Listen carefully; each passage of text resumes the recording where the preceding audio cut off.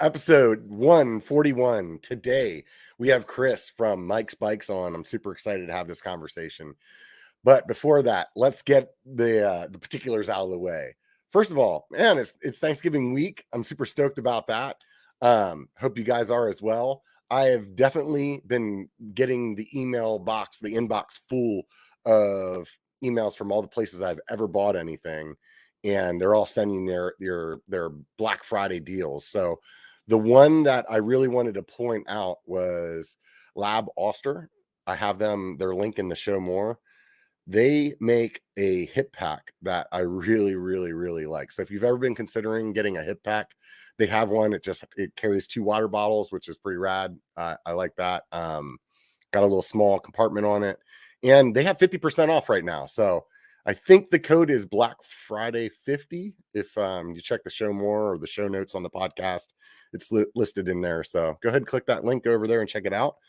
Outside of that, those of you guys on Patreon, thank you very much. Really appreciate it. Last week, I mentioned a guy that did a podcast review for me, and I was making fun of him not giving me an opportunity to see his Strava time on Brewers. And sure enough, he hit me up on Facebook, and he's got me by 9 seconds.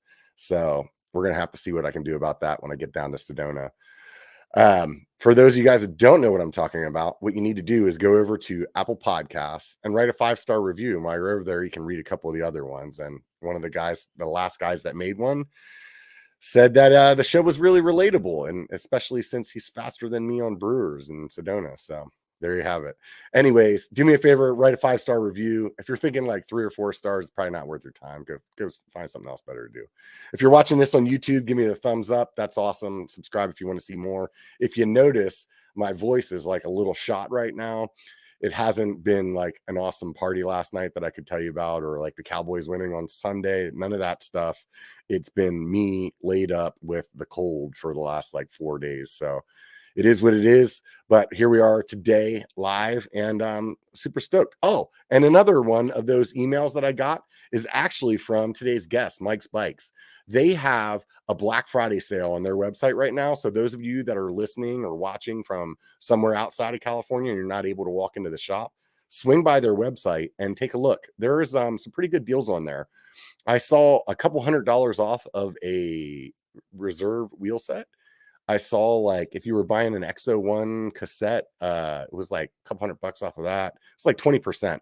Same thing with the GX. There was a GX cassette on there. It was like $175, something like that. So some pretty good deals. If you hit the link I got in show more as well, you can go over there, check it out. And if you're, like I said, if you're listening from afar, you can still save some money with today's guests after you get to hear all about what makes them stand out. So let's go ahead and bring Chris back on.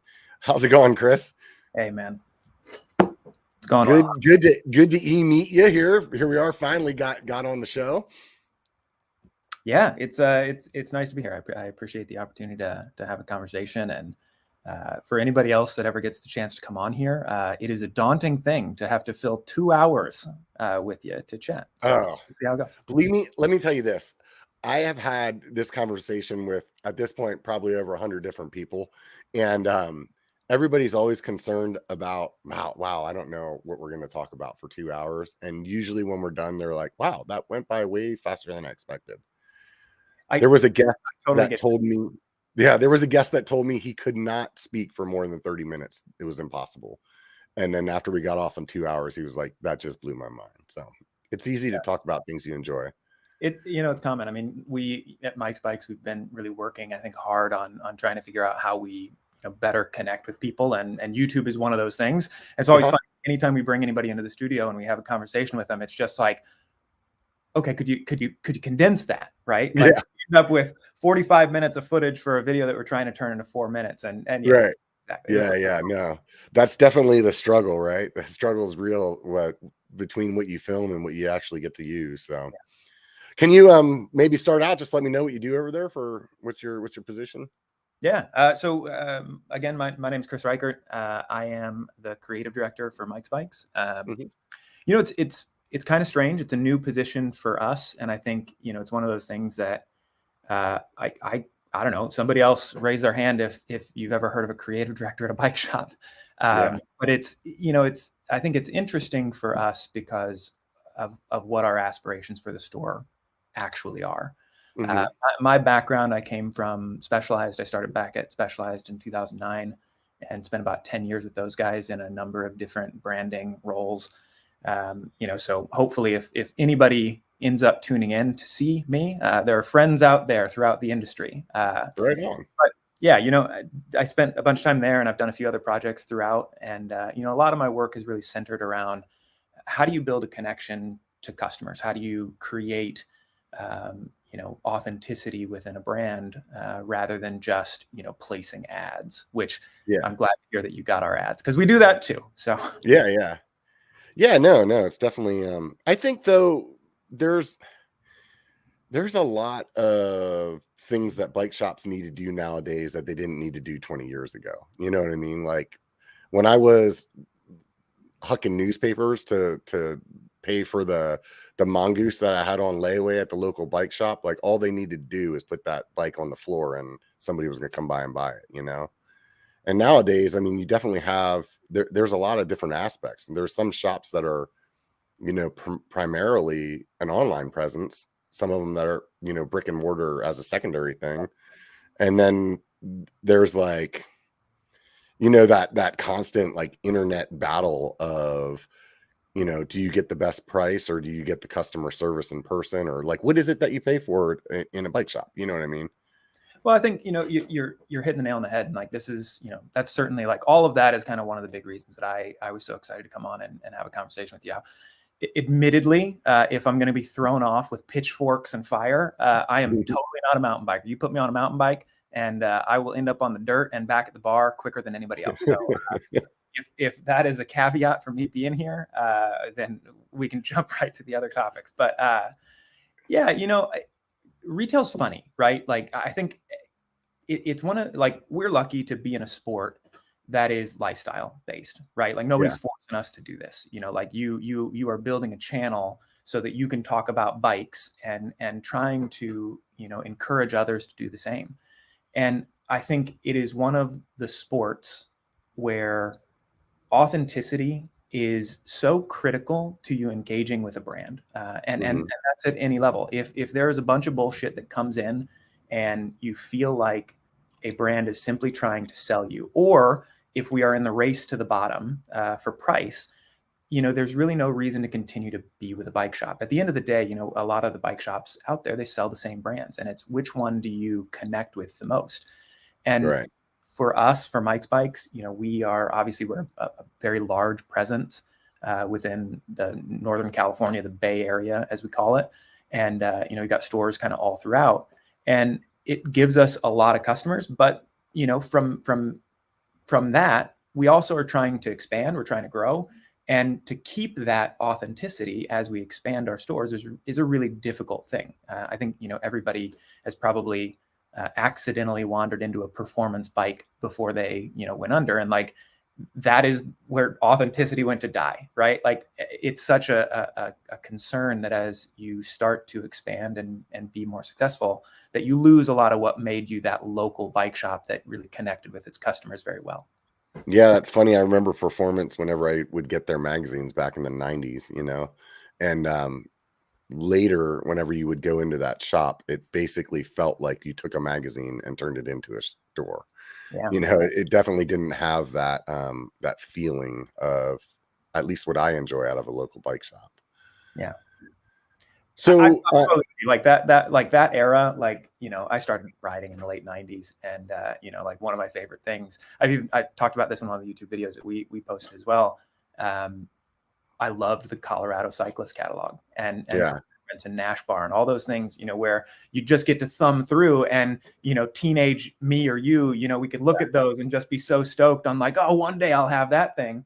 And it's like, like I started with, we are so lucky to be in an industry that is our choice, aren't being forced to do this. And at the end of the day, like, if you do not make that connection, if you do not offer, the customers that are supposed to come to our shop something that is, at a core level, they'll go buy the lowest price. They'll go to Wiggle, that's the luck. They'll look for the deals there. They'll go to eBay, they'll do whatever. And so it's like, we need to be better than that. And that's kind of what we're trying to do. And again, I'll tie it all the way back in. That's why I'm here. Like that's kind of my responsibility.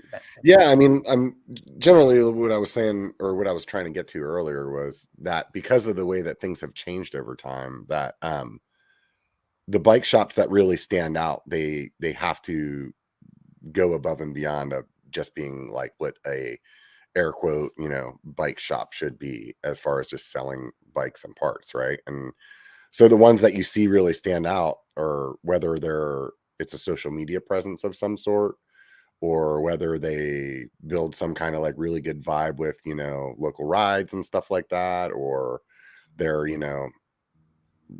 I'm gonna screw this word up. Philanthropic, that stuff.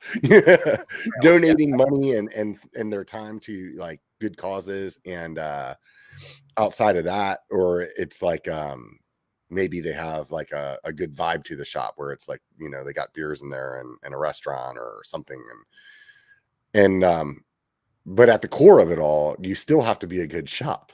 Right.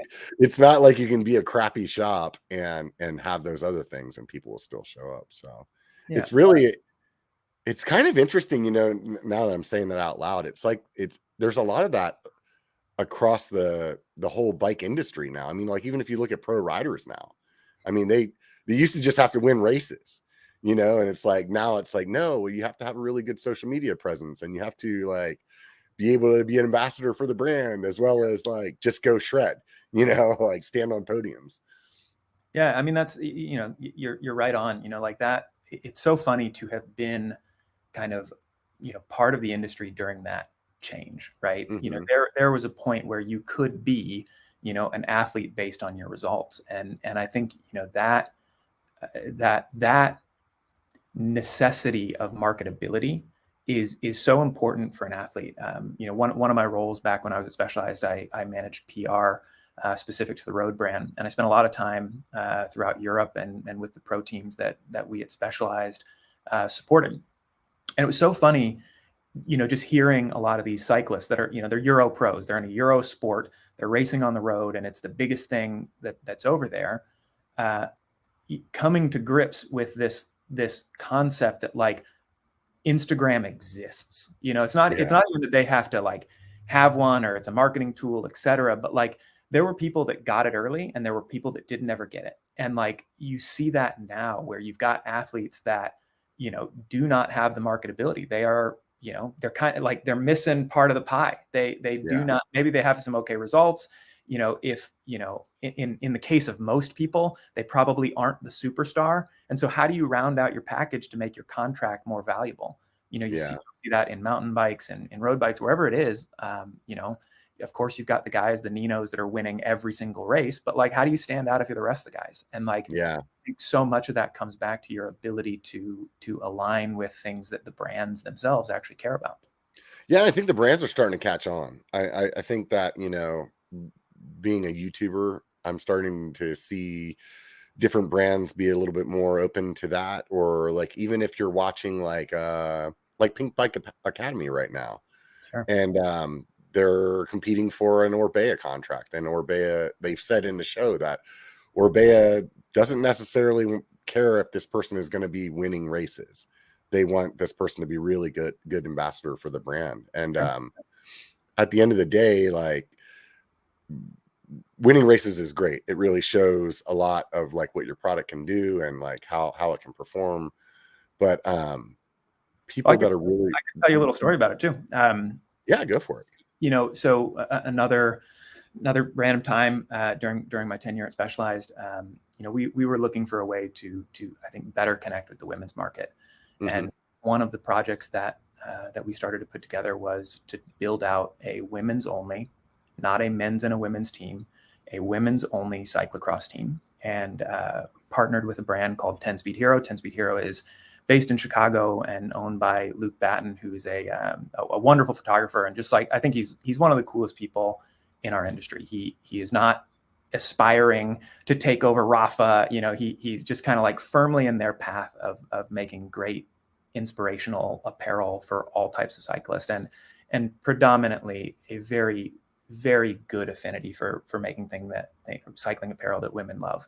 Mm-hmm. And So we partnered with Luke, and we started trying to build out a team that would race domestically throughout North America and race on cyclocross specifically. And we saw an opportunity where, we didn't have the budget to get, whoever the best of the best was. We had enough budget to kind of try to lead with design. We had enough budget to try to find some unique athletes. And I think like that process of finding people was so interesting. We interviewed a ton of people that, really had no results. And one of those women who we interviewed was Sarah Sturm. And so Sarah is now a name known by most people that are, core in our community of cycling. Sarah, at the time when we spoke with her, had never won a race. Maybe I'm embellishing that. She'd never won a race. But she never won a race, right. For what it's worth. And when I spoke to her for the first time, it was just so apparent that her personality was correct. That she was, so fun and just a genuinely wonderful and nice person, and that anybody that she would come in contact would so instantly become, overwhelmed with her passion for the thing. And like that was so important to realize that like you don't have to have results. She now has results. She's done quite well for herself, right? But like I think like that was a case where like the results came after being the right athlete. She, I can't continue speaking highly enough of her. But yeah, I mean, I think that's one of those cases where she got it first as opposed to, being the athlete first. Yeah. I think, I was listening to somebody talk. I'm not exactly sure who it was. It might have been Paul the punter on his little exit video, but he was saying something along the lines of, a lot of regular people nowadays, if you tell them like the pro rider's name, they can't necessarily tell you what bike they ride. But if you mention like BKXE, like people know what bike he rides. If you say Seth, well, I guess he's not a good example right now because he's in between sponsors, but like most YouTubers, like if you mention them, and even if they're a pro rider, like if you say Nate Hills, like I would have never known that Nate Hills was a Yeti rider if it wasn't for YouTube. Sure. You know what I mean? And I would just know that, that guy's a rad rider. You know what I mean? And so I think it's really interesting to see kind of how people can affect like a brand so much more now with the way that social media is. So it's interesting. It's definitely interesting to see the kind of the perspective changing. And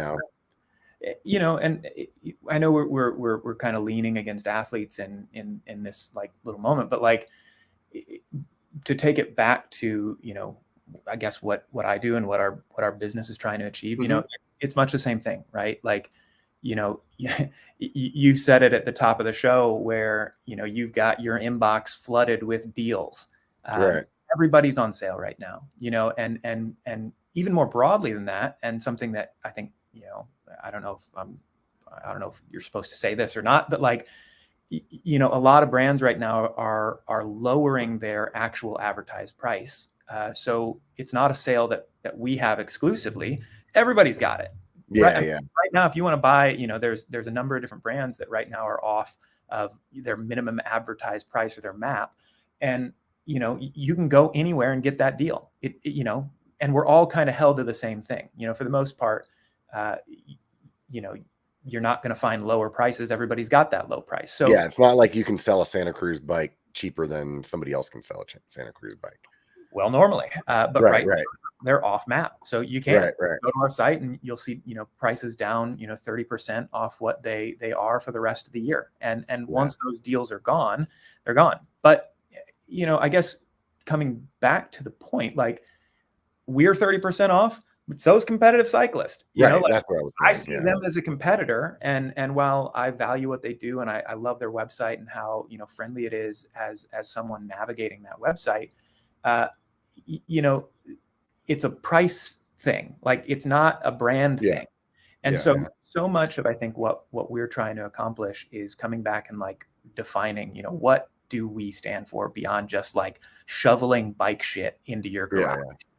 So does Mike's want to have a bigger online like like online sales presence? Is that what they're looking for in their kind of their business path? Well, of course. I mean, I said it early on that, our aspiration is to grow. We have done, I think, a great job in the Northern California area of kind of aligning with what our customers want. They want a clean, knowledgeable, sales floor, knowledgeable staff. They want, wide product selection. They want a place where they feel comfortable going into and feel like they're going to get, good work from. On the same front, we need to figure out how to replicate that online, which is really tough. When I came onto this job, I started a little over a year ago now. We had a lot of really, I guess, hard conversations about it. You would look on our website and you would see a lot of products that were simply a buy it now button. You couldn't learn about the product. You couldn't understand it. If you even chose to click that buy now button, there wasn't really any reinforcement that you had made the right decision. You had to do that research somewhere else. You had to watch the review on Pink Bike and then come to our site and click yes. And that online experience is so different than what we have in our stores. If you go to our stores, every one of our sales staff, and there's many hundreds of them between Northern California and now Colorado, which I can talk a little bit about in a minute. We have almost 300 sales staff, and all of those sales staff are required to go through training on every product we've got, so that they know what the shock tune is depending on model. They know why that bike is what it is. If you're buying an e-bike, they know how many watt hours and how to reduce your range anxiety. Those are all things that I think are so important in a great retail environment, that as soon as you get online, that shit just gets thrown to the wind. You have to go to the manufacturer's website in order to understand it. And I think, that's one of the big goals for us, is trying to figure out how do we support the retail customer wherever they want to shop. I have this conversation, and it's probably an unfavorable opinion, but we talk a lot about, protecting our physical retail. I hate to say it, I don't go to physical retail. Like, if I can click online, like, that's what I would rather do. Maybe it's because I'm socially awkward and I don't want to go into a store and have that conversation, but I think people have obviously switched how they shop. I think a lot of people admit that, and especially when you get into someone at your level who is a, seasoned veteran, you can talk all the way back to 90s catalogs. So of course you're going to do more than the 19-year-old sales dude. What do you need that guy for? So again, I think, one of our biggest opportunities is in terms of how do we reinforce a customer when they come to our site and make sure that they get the information they need in order to make the right decision. And I think there's some I want to say, maybe role models is not the right word, but there's some good examples of other shops that are doing it really well online right now. Absolutely. So there's definitely a format to follow, or at least a format to be inspired by. You know what I mean? Because you were saying earlier about like going to the manufacturer's site. I mean, there's like Worldwide, for example. You can go watch their YouTube channel, and I'm sure the links that they have below are going back to their site, right? You know what I mean? And I'm pretty sure that they have their videos on their like sales site as well, so it's not a big separation there. So, but I don't think that, like, A, they don't have all the market, and B, I'm not saying that that's the only way to do it. So there's definitely room for, like, when you were kind of talking about, the way that online shops, or how you would make your website more like your actual shop, it just started making me think about, like, oh, well, that would be a way cooler experience to be able to see that kind of social, like video, YouTube-ish kind of video, kind of integrated into the sales page in a way that didn't feel so like cookie cutter, like, oh, this looks like it was built on Shopify. You know what I mean? Trust me, man. I mean, I live in it, right? Like that kind of comes back to it. The market is so tough right now. as I've talked about, I spent many years at Specialized. Specialized and Trek are both making major retail plays right now. I don't know, how many people are listening and from where they are, but there's Trek stores popping up left and right. And the reality of those stores is that those stores that are turning into Trek stores or that are turning into Specialized corporate owned retail, those were your neighborhood shops, and they're getting bought because they cannot compete with the scale of what those stores are doing. And I think, what we are really trying to do, and I'll just, like, I can come out and admit it, we were purchased, Mike's Bikes was purchased right when I came on. So back in November of 2021 by the Pawn Group. And Pawn owns Santa Cruz, Cervelo, Gazelle, Cannondale. And what was happening was, as Trek and Specialized were purchasing up owned retail all around the country, they were squeezing all these other brands out and making it so, okay, cool. Specialized is pretty well known for that. Like, well, right. I don't think that's a shocker to people that are, pretty in tune with bike shops. Like, at least for me, I mean, I'm not an anti-Specialized guy, but I've definitely heard that from a lot of shops that they would have the tendency to be like, hey, buy more of us and less of them, or you're not going to do so well with us, so they would kind of push people around a little bit. 100%. But, I think you're absolutely right. But I also think that's the behavior of everybody, right? Right. Yeah. I mean, at the end of the day, you want to sell your product, right? Exactly. So if you're a Specialized shop and Specialized is the brand that is, flying off the shelves, the easiest, the best, and you also carry Cannondale, of course, Specialized wants to dump Cannondale out. Of course, Specialized would be bad at business if they didn't do that. But I think that comes back to it now where, that the era of your local bike shop is slowly drifting away. And it's sad though, because you're not going to be able to get that level of variety anymore. It's going to be like you're walking into a bias. You know what I mean? Where it's like, hey, this is all the bikes that Specialized owns, and unless if you want actually to have a comparison, you have to go to another shop that's going to be full of all the bikes that they own. You're dead on, right? You go into a Specialized owned retail, Trek owned retail right now, and if you want to buy a different helmet, your choice is to buy the expensive one or the cheap one. That's what you can do. I think, our position and again, what we're, really trying to hold on to. And one of the reasons that I think our relationship with our mothership, Pawn, juggernaut in its own right. It's hard for me to say oh, we're the local guys. But at the end of the day, our relationship to that brand is based on how do they conserve, real estate for the businesses that they have. And at the end of the day, they also are not pushing out other brands. So we carry Giant, we carry Orbea, we carry Giro, we carry, an enormous amount of brands where, customers can come in and still have retail selection. And I think that's important to a degree. Selection for selection's sake is not necessarily good. If you don't know what you want and you just got a bunch of it, you walk back out not knowing anything. That's a challenge. But, I think, it's really hard for small bike shops right now to make a dent when, Specialized at owned retail is now making 80% on margin, because they don't have to pay the middleman. They don't have to do all of that stuff. And, they have infinite resources for us, for the bike world. Infinite isn't Google money, but it's, it's a lot. I still think that there is something special about a good local shop that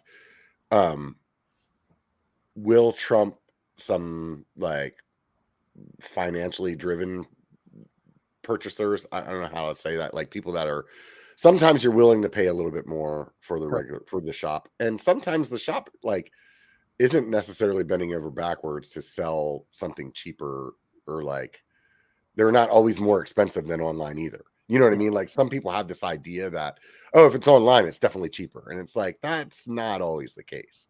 100%. But I think that what I can say about Mike's is I've been a customer of Mike's for a really long time. Way back in the day, I used to have a Cannondale, a lefty, and they were the only shop around that worked on the lefty forks at the time. So I started going to the one in Sacramento back in 2006. So that relationship really was built around of me using that shop was really built around your service department. Yeah. And I think that's one of the key things that any shop has. But once you have some like faith in the service department, then you start like building the same faith in the sales team, because you're like, well, they hired these guys, then these other dudes must know what they're talking about as well. And then it also just makes it easy. Like you walk in, you're like, there's certain things I can do a lot on my bike. There's certain things I just don't want to mess with. You mean I have a buddy that owns a hub company, and he tried to teach me how to lace the wheel, and I lasted like 5 minutes. I was like, I'm not doing this. I don't even care. Like, so if I need my wheel relaced, I'm going to the shop. If I need, the race on my fork changed, I'm not buying the $500 part. I'm just going to spend the $15 that the shop's going to charge me to go in there and have it put on or taken off whenever I'm switching a fork. Sure. But whenever I walk in, now I can have a conversation with somebody that's like, hey, did you try these tires?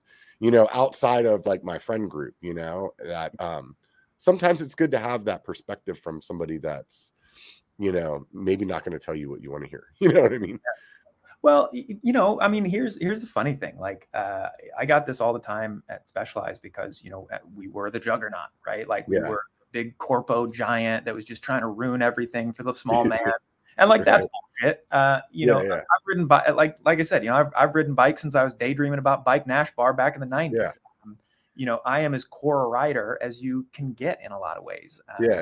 And everybody that is there they all are, to a large degree, everybody there is a bike rider. And I think, much in our business, you don't go work at a bike shop unless you want deals on bikes, right? Like, so you're a cyclist to a large degree. It doesn't matter, if we, end up with 100 shops across the country, we are going to fill those shops with people that are enthusiasts and that are invested in the community and that want the best for their own riding and the riding of their customers. So it's like, I think that goes all the way back to the beginning of saying, we are lucky to work in a lifestyle industry. You can be upset that, someone is big and successful and they do all sorts of stuff that, is just trying to, make the corporate giant feel homely.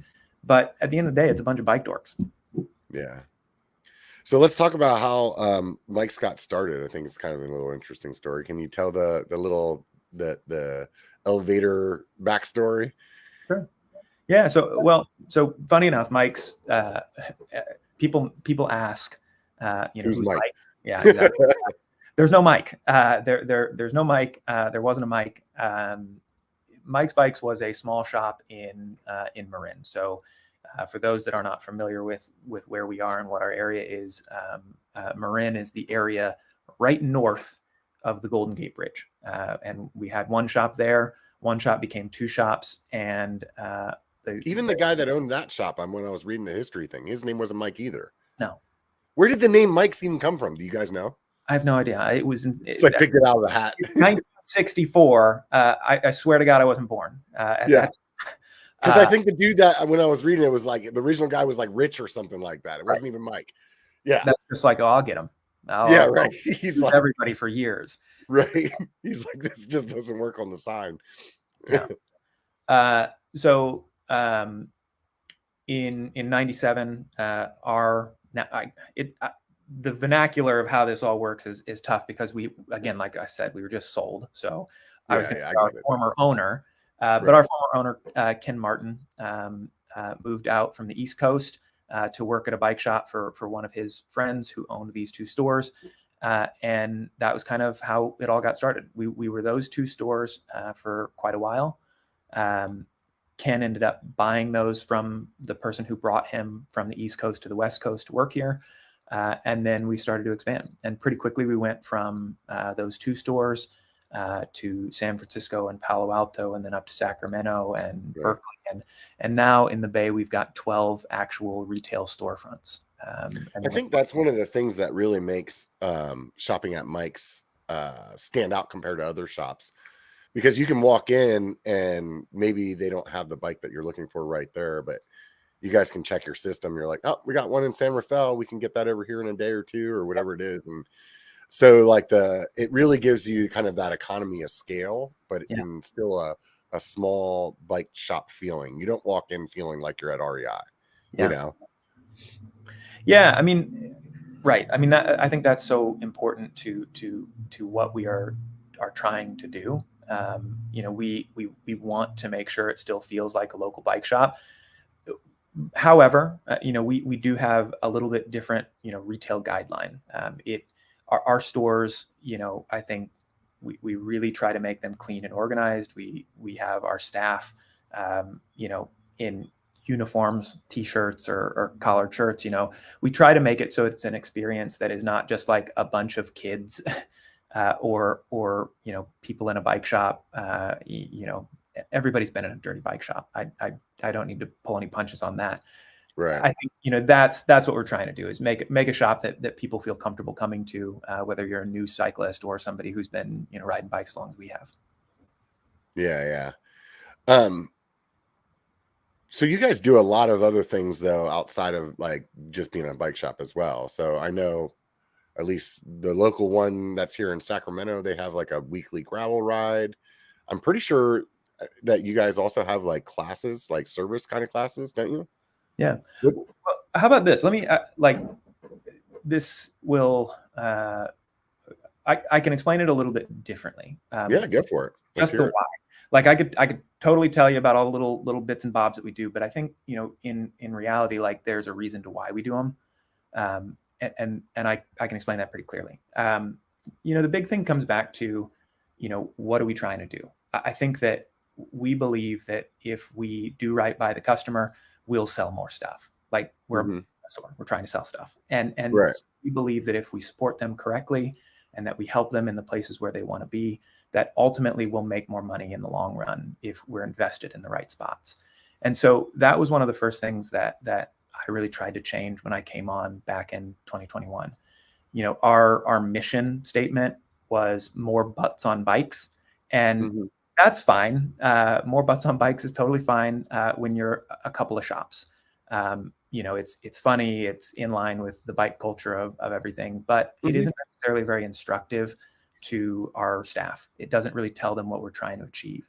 And so we started thinking a little bit more deeply about that and trying to figure out what we wanted to do. And a lot of the things that everybody broadly across the organization really wanted to focus on was, how do we support the community where our shops are? And so from that, we expanded our mission statement out to be to help people experience the world by bike, to live a healthier lifestyle, and to engage with their cycling community. So when we think about what we're trying to do, or how we filter any question, when somebody comes in and says, hey, will you support my event? We can filter it through that and decide, does this make sense for what we're trying to do? What we are not trying to do is discount stuff. We are not trying to get the lowest price. We are not trying to, have the fastest turnaround on service. Like, we are trying to engage with our customers in a way that helps more people be on their bike more often, helps people lose weight or be more active, however they want to do it, and then also gives them something to do, which comes back to things like trail building and advocacy work throughout all the places where we are. The next step from that piece, from changing what our mission kind of was, really kind of filtered into three specific marketing goals. We try to support the rider on their sales journey. We support the communities where our shops physically are, and we want to entertain and engage with our customers. That gives us kind of the framework for everything that my team does, and my responsibility. I lead all of our creative, our video, our social, all of those, and I've got a really wonderful team of people around us Yeah. that help to kind of execute that stuff. So just to be absolutely clear, I do almost nothing besides say one more rev, like do it again. So Yeah, I don't know. I've seen you on there. I've seen you on the YouTube channel, and I'm breaking it down. You might not be a mountain biker, but I can tell you're definitely a road guy, and maybe in that gravel group, because I was listening to your Cervelo video, and you got definitely lots of history going on there. So yeah. Well, so thanks. anyways, yeah, no, good stuff, man. I can tell you're very comfortable on the camera, so I knew we would be fine on this interview. It's, anytime I put a backwards hat on, I can talk. That's how it goes. There you go. Right. If you ever get nervous, try it. Just flip around. Right. Yeah, I will do that. So not to hold on to the stage for forever. No, go for it, man. We're here to talk about mics, man. Those 3 points, I think, are what we are trying to use to separate us from everybody else. Right.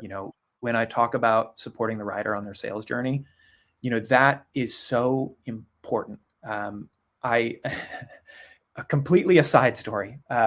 Years ago, I was a dorky college kid. I'm still a dorky adult, but I decided I was going to buy a PlayStation, and it was every bit of money I had. And I really wanted to play Gran Turismo. I'm a car dork as well. And I went in and I bought it, and I bought the game, and I checked out at GameStop, which I didn't get on that stock. And the guy was like, "Oh, you should have bought an Xbox." That was the last thing he said to me as I left the place. And I got in my car with all of my money in one device. And I thought about that the whole way home. And by the time I got home, I was so miserable about my purchase that I wanted to return it. I felt so bad about, spending this money that I'd worked so hard on. I think that's so much of the reason why it's so important to help make sure that we reinforce somebody when they've made a big purchase. That's actually that dude did that. That's like a kind of a shitty thing to do. I will find him at some point, right? And I will smash an ice cream cone into his face. Right, right. Tell him, look, man. Hey, man, you messed up my video game life. I could have been. Right. So, I think that's so important. I don't know. How much does your bike cost? Do you have an expensive one? I bet. Do you have one that's 5 figures? Yeah, definitely. I got the cheap ones too.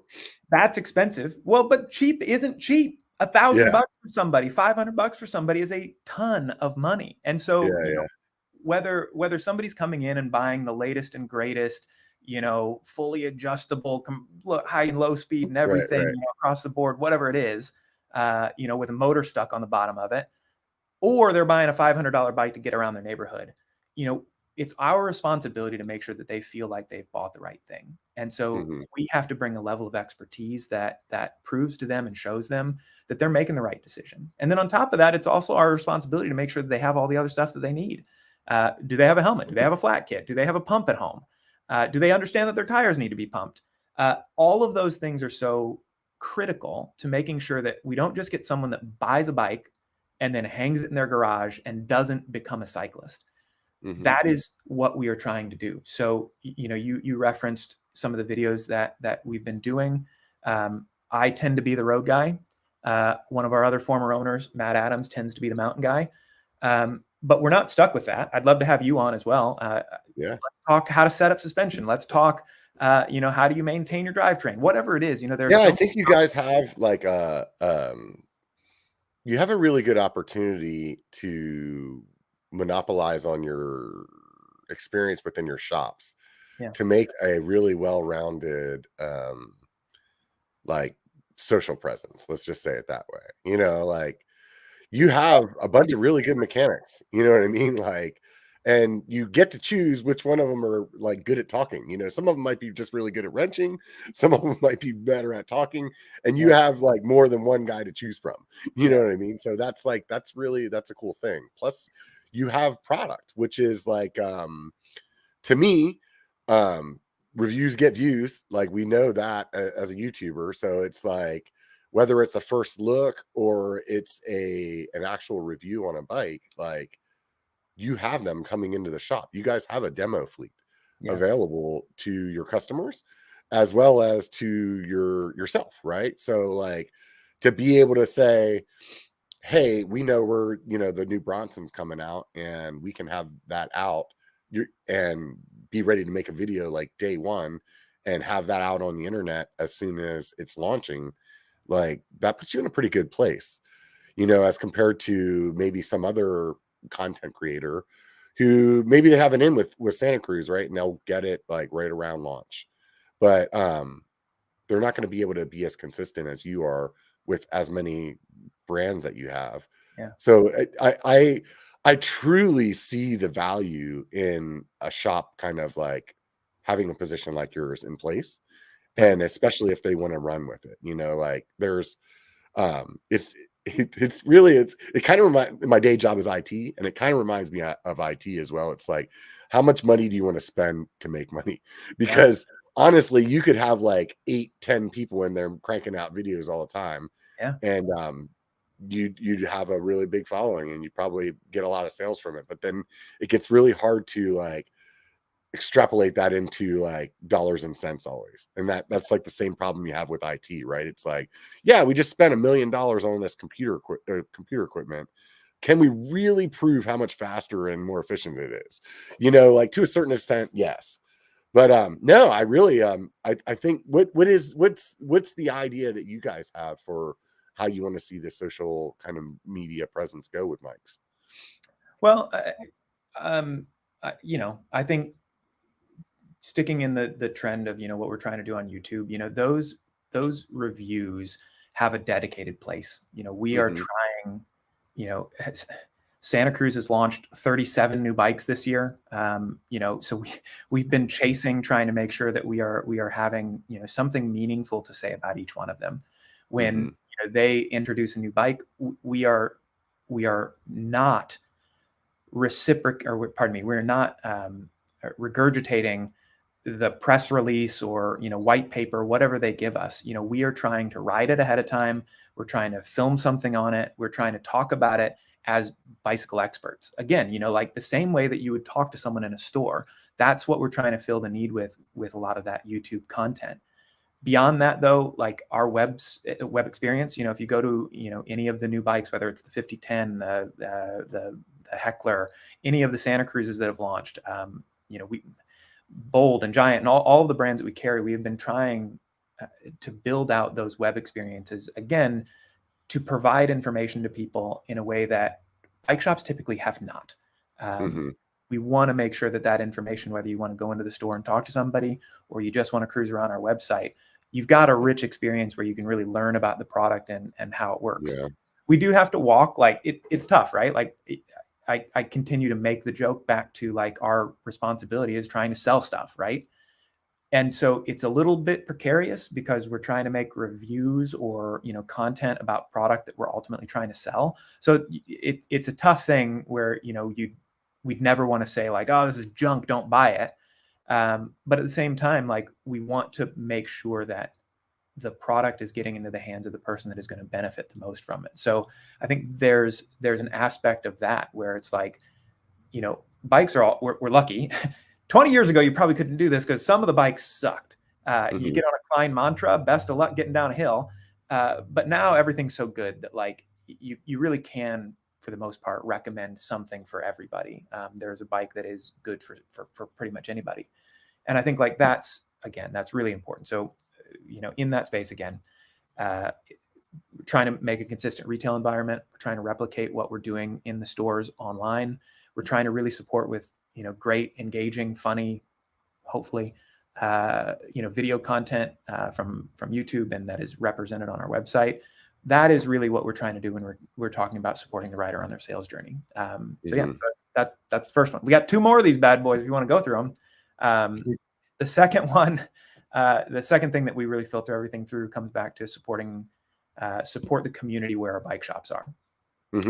And this is really important because like we aren't specialized in Trek. We do not have infinite money. Pawn does not just shake a stick and dump money on us. We are still a bike shop. We weird. do not have infinite funds. So we had to figure out how do we make the biggest impact for the people that are patronizing our shops. And so we have very simply said, if we've got a bike shop there, we will be invested into the community, whether that is trail building, supporting local trail groups, whether that is supporting advocacy groups, whether it's creating events. You talked about the gravel ride up in Sacramento. We run rides out of a lot of our shops.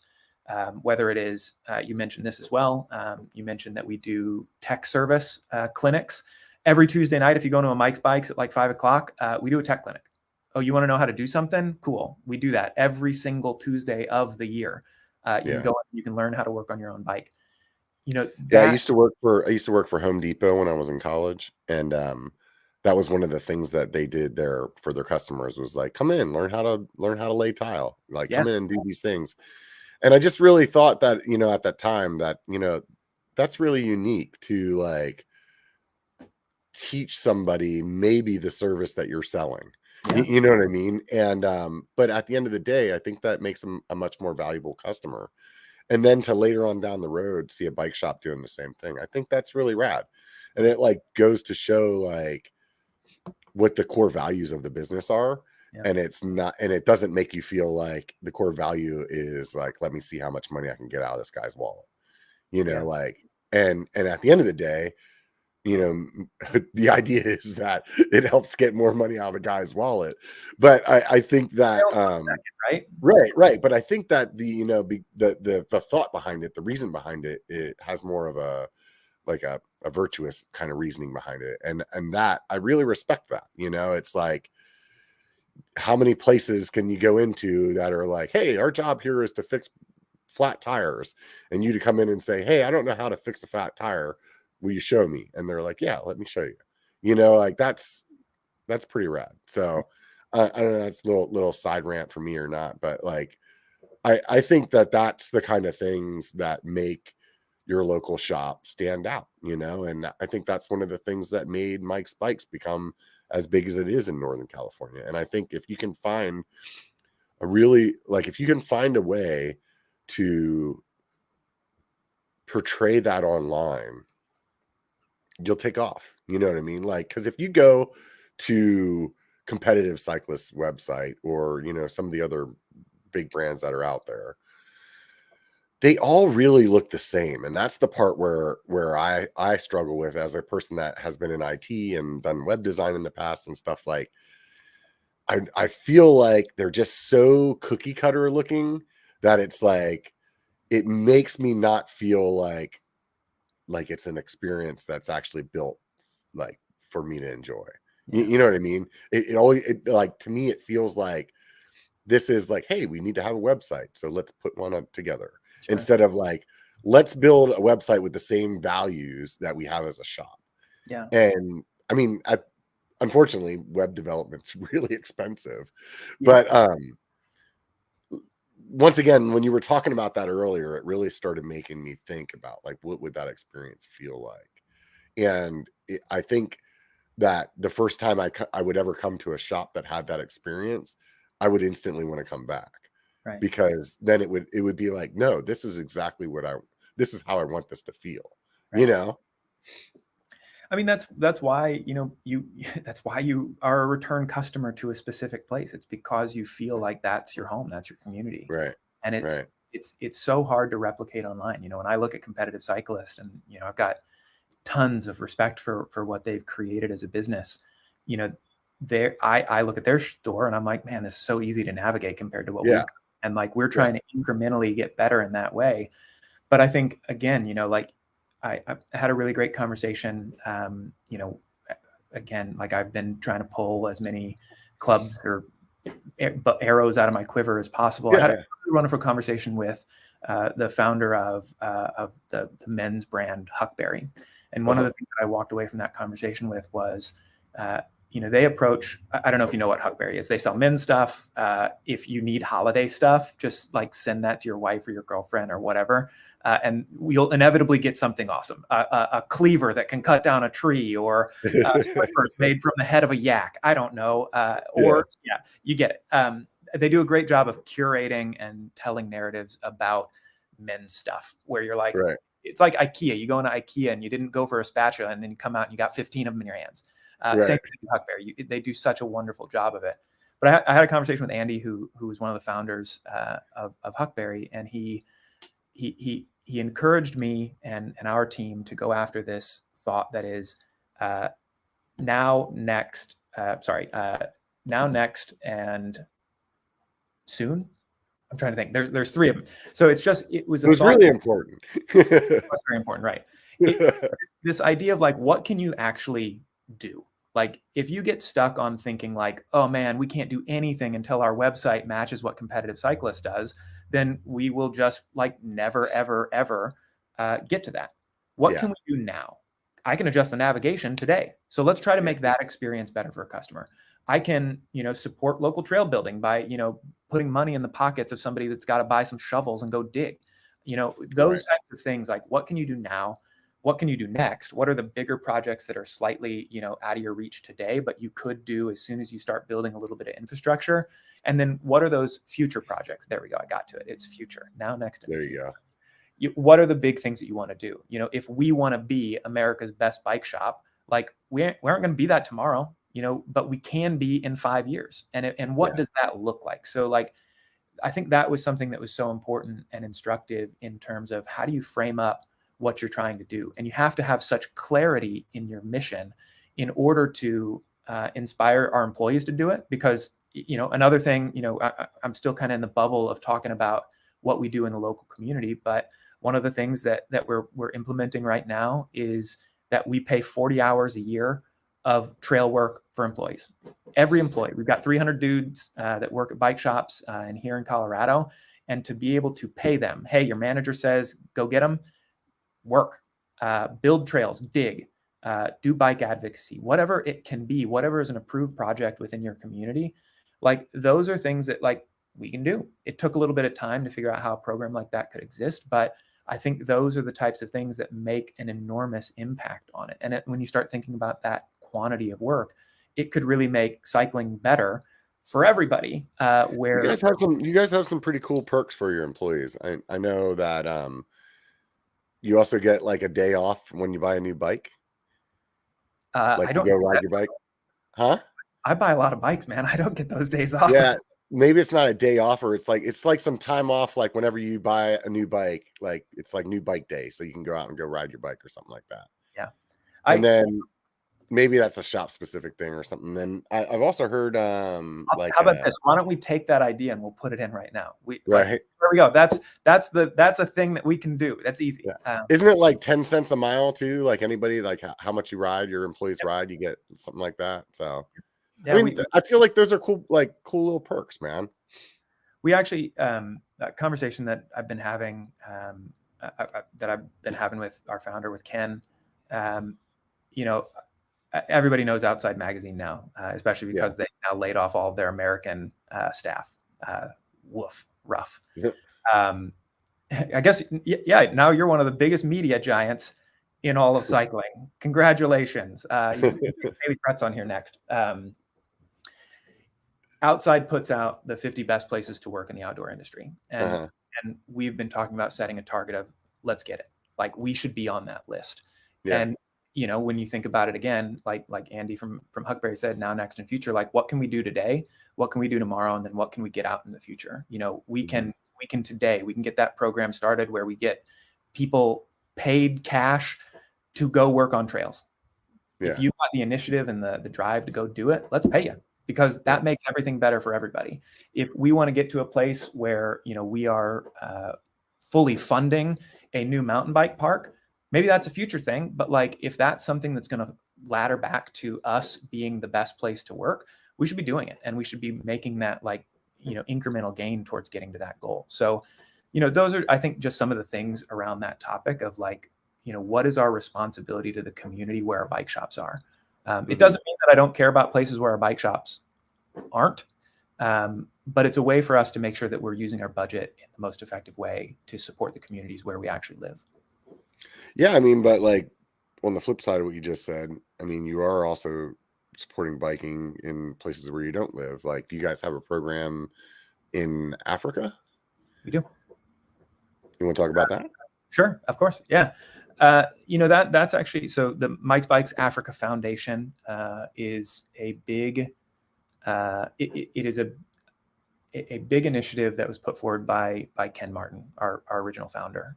And it's a very unique program. I think, anybody in the bicycle industry is probably familiar to some degree with, Buffalo bikes and trying to get bicycles as a form of transportation to, in that case, a lot of that project goes to sub-Saharan Africa.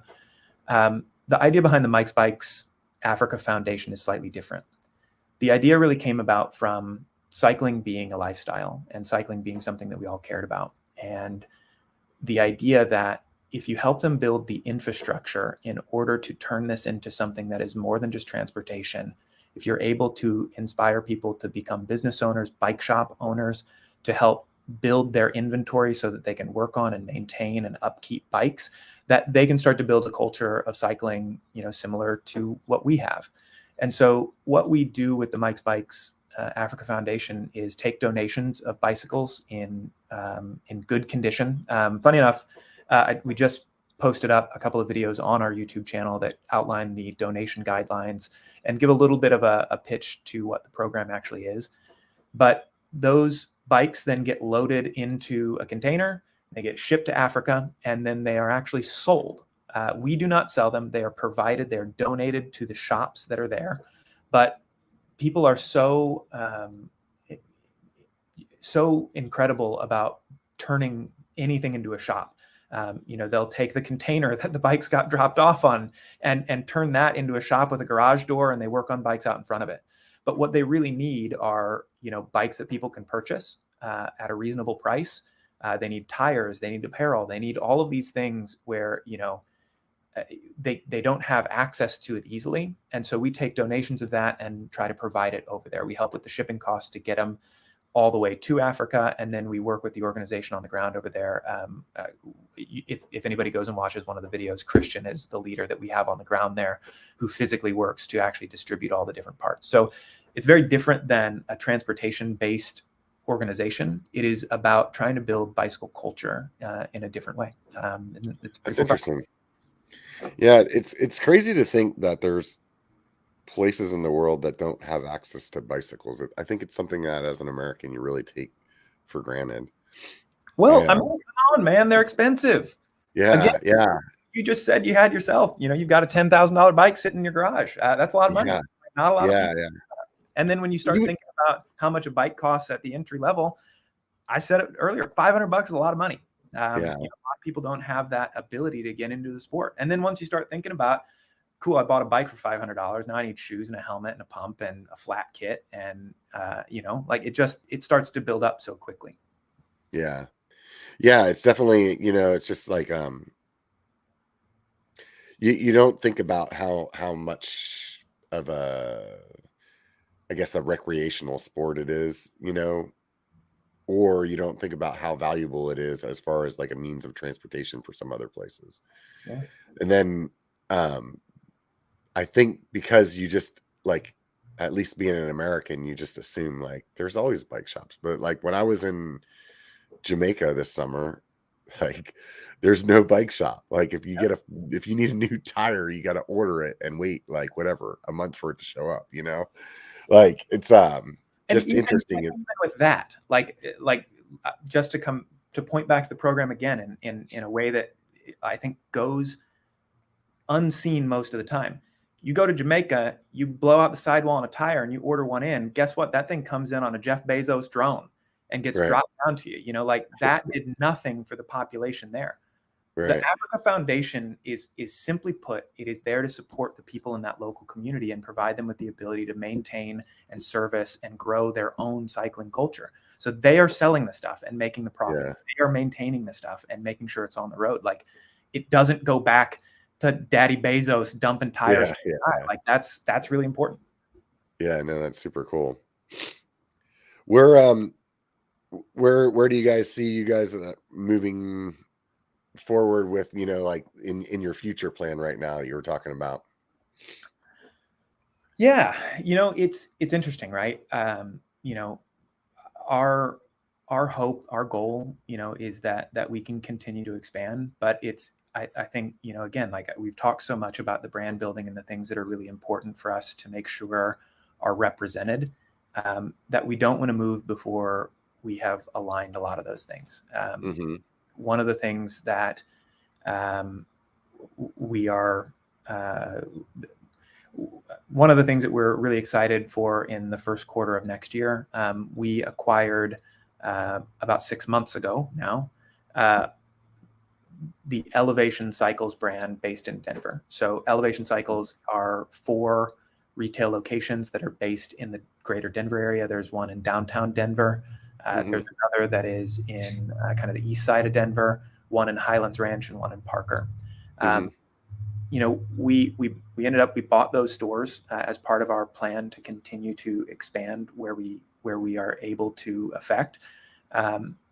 And it's funny. I was out there a couple weeks ago, and we had a conversation with them about what we plan to do with that brand and how we want to transition it into being Mike's Bikes. And it's such an interesting thought.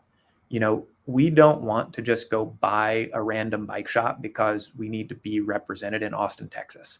Right. We want to find shops that are aligned with what we do. And I think one of the things that was so interesting about the Elevation brand was that they were us, but just earlier in their life cycle. The 4 stores that they have are beautiful. They are professional.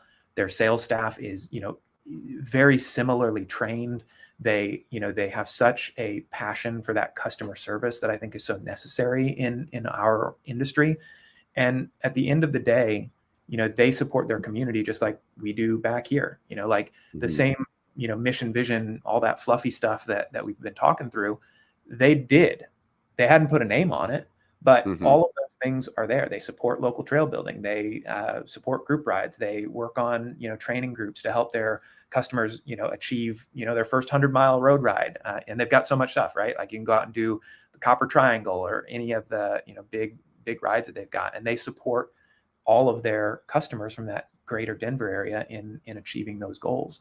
And so, I think when we start to think about where does Mike's Bikes want to see it, where do we want to go in the future, it's really to align with shops that have that similar value, that understand the importance of customer service and of supporting the community. Those things are really important. So, with the stores that we've got in the Bay, we've got 12 now total, and we've got 4 out in Denver. It's undetermined where we'll go next, but that's the plan, is to continue to identify either existing shops or regions where we can continue to kind of grow in that same way of supporting with all of those same aspects. But so that I'm understanding correctly, but at the same time, you're trying to build more of an online sales presence as well. Well, and yes, absolutely, without a doubt. So it's like 2-tiered. You're trying to do more brick and mortar and then also build out an online presence as well. I think one aligns with the other. Yeah. I think that we one of the pieces of acquiring the Elevation locations came into helping them with better distribution in their own area. The way that Mike's Bikes in the Bay operates, we have a distribution center that's based in Novato. And you mentioned it earlier. If this store didn't have the bike that I needed, we can have it delivered to that store so you can still get it. We transfer products around place to place by truck. The same thing now in Denver. After we made that acquisition, we actually opened a distribution center, and that distribution center now builds all of their bikes and quality controls them. Then it delivers those bikes to the stores. It delivers their inventory, and we're able to manage that inventory and our California inventory all together to figure out how we can get product to customers, whether at retail or online. The other great thing about that is, we're all so trained. And I admitted it earlier that I don't really shop in stores. We're trained by, 1-day shipping now on Amazon, and we're trained by, free shipping everywhere else. What the acquisition of the stores in Denver allows us to do is to help to make our shipping times to the East Coast more competitive, because, that's the big thing. Because you can buy a Giro helmet from us or on Amazon, and Amazon's gonna, like I said, they're gonna drop it from the sky on a drone. While we've got a bunch of guys in our warehouse, finding it, packing it, getting it out. We just don't have the infrastructure to compete with some of those businesses. But at the end of the day, the customer doesn't care. So as part of our plan, we really need to make sure that we are staying competitive in a lot of the operational pieces as well. Yeah, totally makes sense. So it wouldn't be hard to say that you guys end up looking for something on the East Coast to kind of bridge that gap a little bit then. Where should we go? Yeah, right. You tell me, where's the best ride out on the East Coast? Can you Can you right now go on the Mike's Bikes shop or website and buy something and then pick it up at the shop, or Of course. is it like, so you can do that? Yep. Yeah. Click and Excellent. collect. You can do that right now. The Elevation brand still exists. So if you go to Elevation Cycles in Denver, you can buy something online. You can go into the store and collect it. Same thing at any of our Mike's Bikes locations here in the Bay Area. You can, it doesn't matter. You could live across the street from the store and you could buy it online and go pick it up in the store, or you could buy it and have it delivered to your door. We have to compete. We have to meet the customers where they want. And if they don't want to walk across the street to the store, we either lose them as a customer or we have to meet them where they are. Do you see yourselves getting into like the like kind of custom builds market? Yeah, I'm actually pretty excited about that. If you go check out our YouTube again, we've been taking a pretty big focus on high-end builds and filming those. There's a couple of channels that are just ridiculous on YouTube. I'm sure you know them too, where they've got 10 million views on the build of whatever. I think because our shops are so unique in that they are they're really like they're neighborhood shops. They're local. Again, I don't think a lot of people walk in and are like, this is the highest end shop. This is Vecchio's in Boulder. Yeah. You go into Mike's Bikes, we're a completely different vibe. So I don't think that we have a lot of people that, really realize that like we have incredible mechanics. Like the people that rent stores are like career mechanics and they're really good at it. Not to mention, we do a lot of custom builds and we do those from our distribution centers where we're able to package a bike and make it so you can pull it out of your a box at home and we can ship those anywhere. So we've been doing a bunch of videos that we call butter builds. I have no idea where that name came from. Your guess is as good as mine. But our goal is to continue to kind of push into that custom space where if you want to come, buy a Santa Cruz frame or buy a Yeti or whatever, bicycle brand that you want, you can buy from us. And then we could put whatever drivetrain, whatever suspension, whatever things you want on it. I've seen some builders buy some of the like individual shops, that have like a web builder.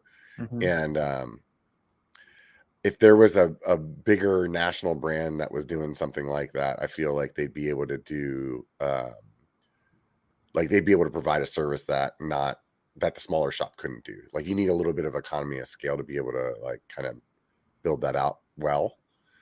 And the question is like how much of the market is that market? Like I'm 100% biased because I've been riding long enough that like even if I went out and bought the top of the line Santa Cruz Bronson tomorrow, like whatever the best build is, I can tell you right now already there's like 3 or 4 parts I'm taking off like as soon as I get home. Like I'm not riding SRAM brakes.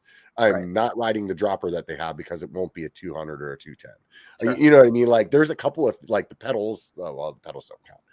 Like there's a couple of things where it's like these are things I'm going to change like immediately, no matter what. So like, my bias, I guess, is what I was getting at is like a lot of my friends are in the same spot now where we have these like things that we particularly want out of a build. So the idea of just buying a bike off the shelf anymore, it doesn't make sense, But I guess what my like mental battle is in this conversation is like how much of a percentage is actually like me. You know what I mean? Is there like, am I really like in the 10% of bike buyers or am I, but because I'm surrounded by a lot of guys like me, I feel like it's a bigger group than it is. You know what I mean? Yeah. This was like, I'll use Specialized as a reference on this too. Like we Specialized known for the lunch ride. I'm still in Morgan Hill. So our office is all the way up in Marin. And so I commute up there maybe 1 or 2 days a week to work in our photo studio. But I still live in Morgan Hill. So my primary objective of my workday is to be done at noon so I can go beat the crap out of those dorks on the lunch ride. That's going to happen.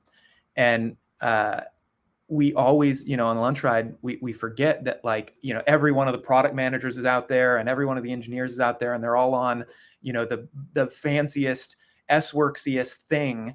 And then you forget that when you go to like, I don't know, Kansas, that not everybody's on that thing. So you forget that, like, because you're just so used to seeing so much of it, or like, come on, we're in the Bay Area anyway. There's enough fancy stuff roaming the streets that like you forget that normal places don't have $15,000 custom rigs just rolling on every trail. The thing is though, there's more of it than you expect. It's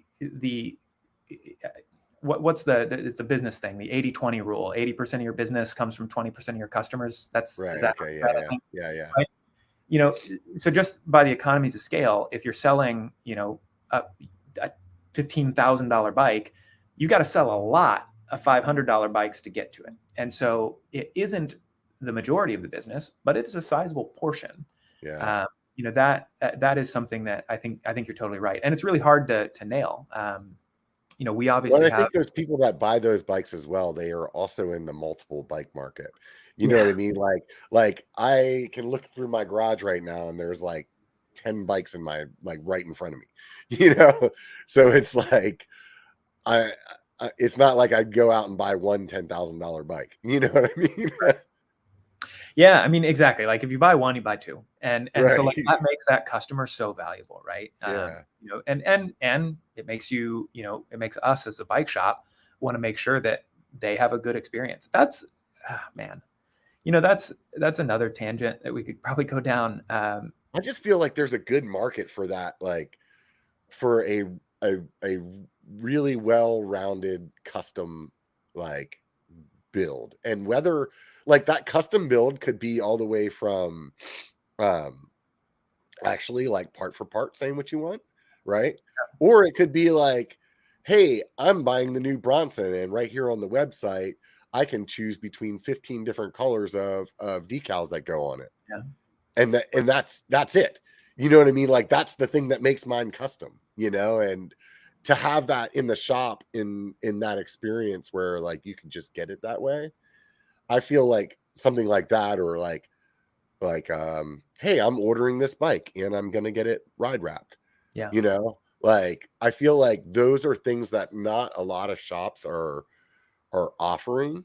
And I feel like those are the things that would be like, really set you apart from somebody else. Like, and it's simple, it's like, hey, I don't like the brand new, whatever, like, let's say, what's the new Bronson's like a salmon color, right? And then whatever, like, I think it's like a bluish color on the letters or something like that. It's like, no, I don't want that. I want purple. Sure. And something that small, which is really like insignificant in cost, like you could sell that as an upgrade and then also like make the person feel like theirs is special. You know what I mean? And I don't know, maybe it's just me too there. I like my stuff to look different than everybody else's. It's kind of like weird whenever you're like rolling on the trail and somebody else is riding the exact same bike as you, you're like, oh, okay. I get it, man. I'm not very fast, but I look good. So right? It's like, I don't need to go fast. This looks great. This is exactly what I wanted. I'm burying the lead a little bit here, but like, we do that, like what I was getting to with like the butter build thing is that like, yes, that's 100% a goal of ours. If you call our online support team, there are 10 people in our online team that are standing by. They're in business hours. They get your messages after. If you message them on the website, they'll reach back out to you, and they are as bike dorky as you and I.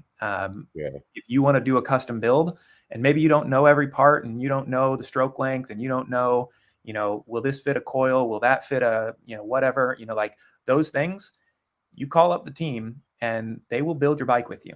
Like, I really want a high tower, but, I want, this shock, or I want this color or whatever.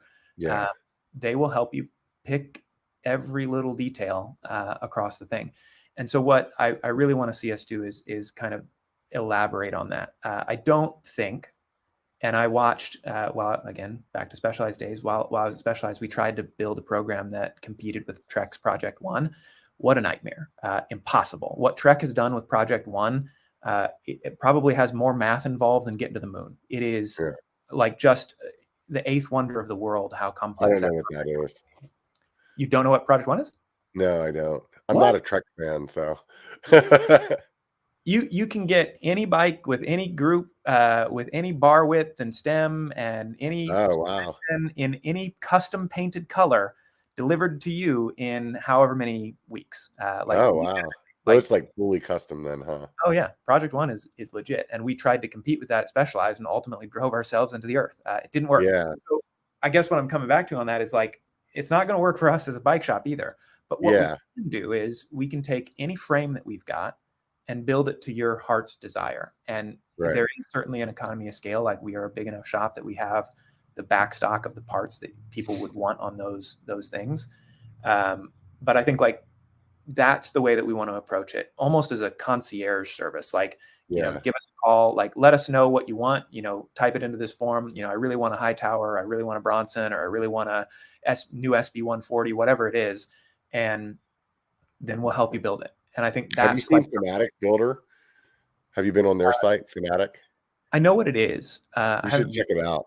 Well, then I'm going to buy Like you can no, well, maybe you'll just be buying a website, like, but like they have a pretty rad builder where you can put the parts on the bike that you're building and see it like built out. I need an IT guy. Do you know anybody? Yeah, I know some people. Or how to interview them. Yeah. No, but it's definitely like I feel like if you could do something that's similar to that, or like, I'm not saying that theirs is perfect, but like that idea where somebody can go in and kind of build it out that way, and then submit it, or at least be able to build out a price, and then know whether like, oh yeah, I could do that, or it could be that's also checking on the back end of your inventory and be like, yes, this would be 3 months out or whatever. Like I think that would be like something that would really make you stand out in a way that other shops aren't. But Yeah. at the end of the day, though, it's all money, right? Like I said, like how much money you want to spend to build that. Like I know it's not cheap, It is not. I think like, yeah, I think, I'm with you. Like, I think that there's a lot of customers, that, maybe don't have the money, that just want to click around with the thing. Yeah, But, we definitely do. Like, we have the capability right now, like, to serve those customers that want it. And I don't know, like, we're clearly both not suit wearers. Although maybe yeah, when you go into the office, I promise you, I no, don't wear a suit going to mine. But, if no, you got a custom suit made, you would want that experience of working with somebody, right, like, I feel like if you're buying a $10,000 plus bike, it's kind of nice to have somebody along for the ride with you, rather than just like putting your bits and bobs into a drop down menu and clicking, I hope it gets here eventually. yeah, To have yeah, somebody with you. So yeah. No, it's definitely it's interesting to think about. I think that there's a lot of different ways that you could go about it. I think that's how would I say this, or make a comparison? In my job over the years, I've learned how to communicate with people, and everybody has like these different styles. Like some people like an IM, some people like an email, some people like a phone call, some people want you to stand in front of them. And I think the same thing goes with like trying to sell something, right? You have to like do all the different ways that like somebody wants to come into the shop, somebody doesn't want to come into the shop. Somebody wants to talk to somebody doesn't want to talk to somebody, and to like do the best that you can at it, you have to kind of try to speak all those different languages, right? yeah. Yeah, it's interesting. Where do you see the YouTube channel going? Like it's like something to just kind of like, what's your goal there? I just, maybe we can commiserate in this moment. It's hard, isn't it? Yeah, no, it's not easy, that's for sure.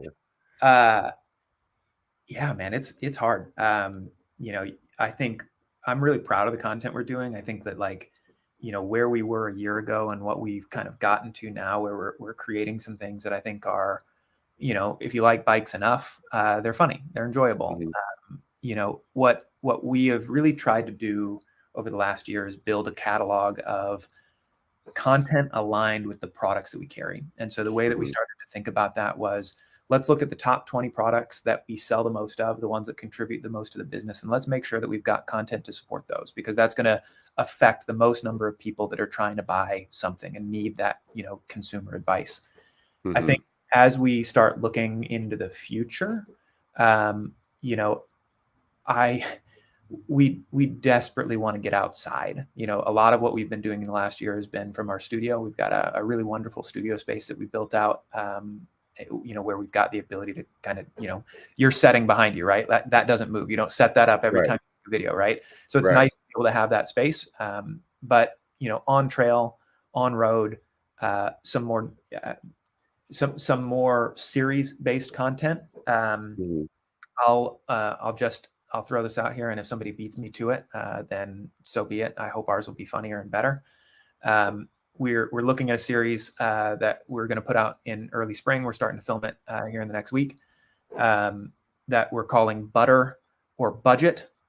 As you saw, Butter builds are high end and Budget is obviously low. We are going to put 2 Cannondale CAD 13 frames, so that's the road bike, for those not familiar with skinny tires.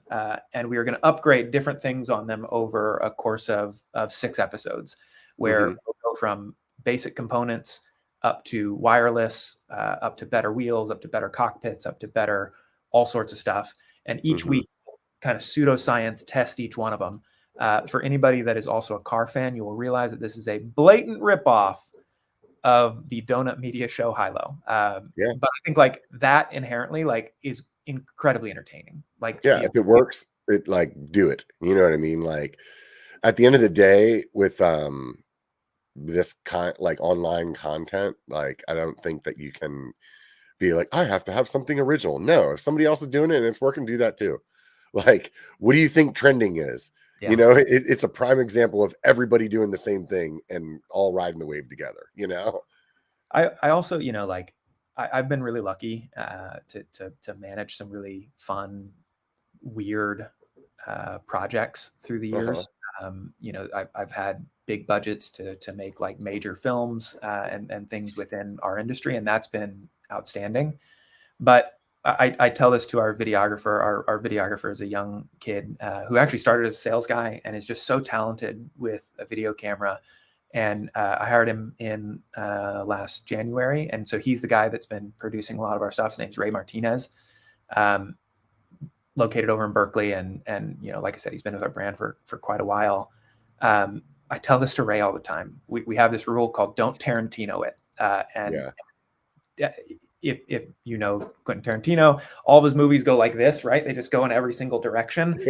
I think filmmakers always want to be like, how can I, let's get this shot and that shot, and let's tell the story in reverse and then upside down. And what if we just did the whole video upside down so people had to subvert their experience? And it's like, that doesn't work. All right. I got to tell you about what shock tune is on this bike. That's what they care about. So we have this rule that is don't Tarantino it. It is simply everything we make needs to be Law and Order. It should start with, oh my God, there's this, and it gets to the finish. I think for us, we want to get to the point where we're doing some more fun outdoor, longer form story stuff. I think that, Butter Budget is something that we're pretty excited for the spring. And funny enough, we're back to it. We talked about 3 things earlier: support the rider on their sales journey, support the local community, and then entertain and engage with our riders. That last one there comes back to a lot of this stuff, right? We want to be something that is not just ad-based or product-based. We want to entertain people, which means we should be producing things that are not only to make you buy a thing. So we've got a couple of really wonderful film projects with some filmmakers here from inside the Bay Area. Stuff about bikes, longer form, 20-minute, 30-minute stories that we want to tell. We've got a project that we're just getting off the ground now that we are hoping to be able to put into the Bicycle Film Festival for next year. We'll release it on Bike to Work Day, so that might give you a little clue as to what it'll be about. But, I think that is another thing too. We have the opportunity to do things that, our component brands can't do. our Santa Cruz will never make a video about Yeti, and Cannondale won't make one about Cervelo, or they don't collaborate in the way that we can. We can do everything, and not again to steal something like Pink Bike's field test, but we carry all these bikes. Why can't we do a shootout that shows off, here's the best trail bikes that Mike's Bikes carry, and like, why can't we go beat them? Let's have better let's have better cinematography than what they're doing. That is another thing that we've really tried to bring to the table. And I think we're not there, but why can't we make a better film than Santa Cruz? They own us. Yeah, I think there's, with that, I totally understand where you're coming from. And especially as a content creator, I always say this to some of my peers that like 90% of what we care about our consumers don't.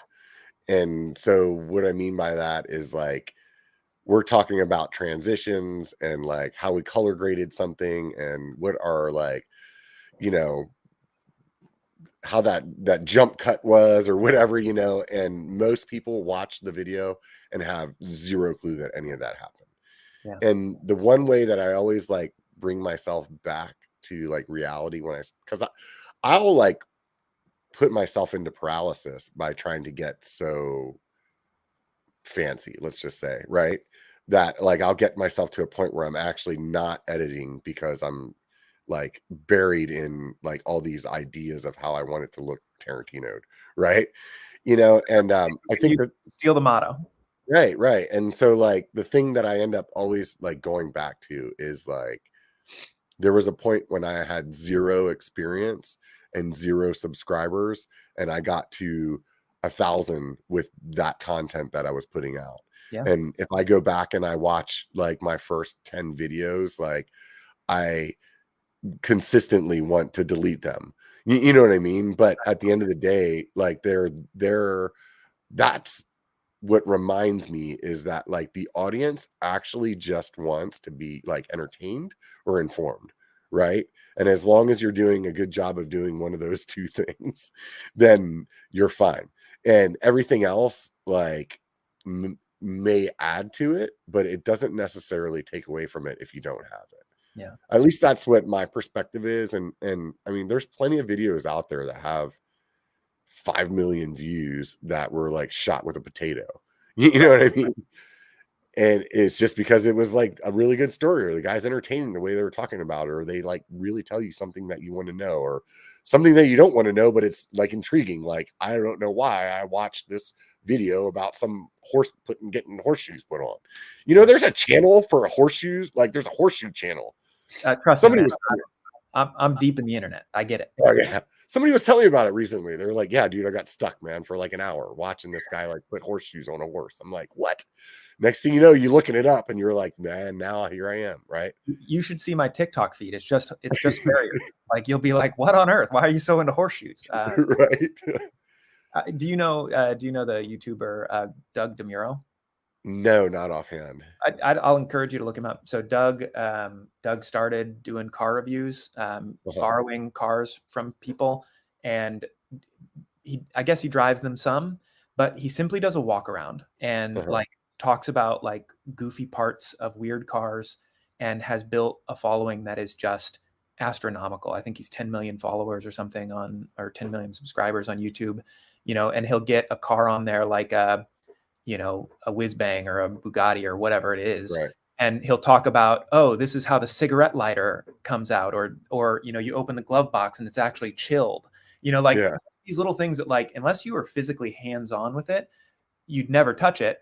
And it's, I cannot quite figure it out if he has someone helping him or if he tripods every shot, because like, I swear to God, I think he's built this empire with, a tripod he bought, off Amazon Basic, and just like talks to the camera, and he's goofy and he's not a television personality, and he just like, he's nailed the informative nature. And now like, whether it's a brand new Rivian or a Volkswagen or whatever new thing is, they're clamoring to get their car to him so that he'll talk about its little bits and bobs.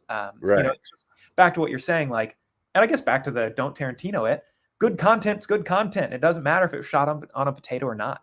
Yeah, I'm not sure if it's accurate or not, but one of the people watching says that he uses his iPhone in a tripod. That'll do it. It's quite possible. A buddy of mine, Jeff Linder. Jeff runs a YouTube channel called NorCal Cycling. Started out doing like GoPro stuff and talking about the tactics of racing. We did a film together maybe a year and a half ago now. We went down to the Carrizo Plain, which is kind of inland of Santa Barbara and San Luis Obispo. Beautiful grassland, gorgeous place. And we did this big ride where we kind of just charted it on a map and then crossed our fingers. And while we were away from our camera crew, we shot on iPhone in Apple ProRes and 4K. And it blows my mind, what cameras can do at even, that low level. Like people they don't have excuses. I think people think that the camera is the thing that's holding them back, and it's the narrative. Like it's the storytelling, it's the engagement, it's the personality of your presenter. That's another thing too. I don't know, if you've had this before, but we bring people into the studio from time to time that struggle. No, it definitely happens. It's hard to talk on camera if you're not used to talking on camera.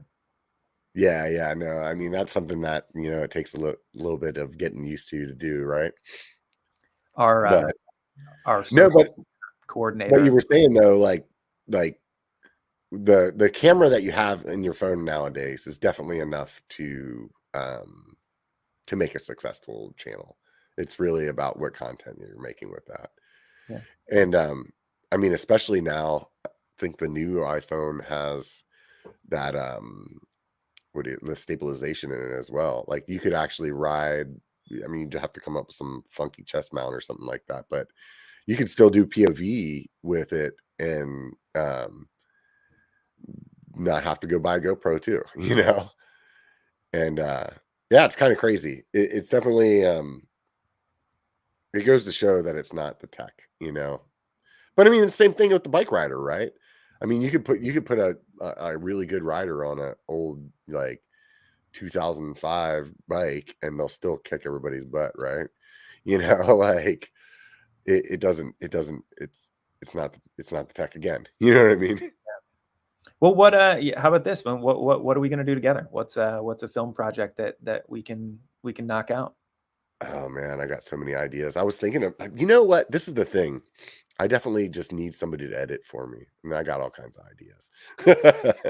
I got editors for you if you need. Yeah.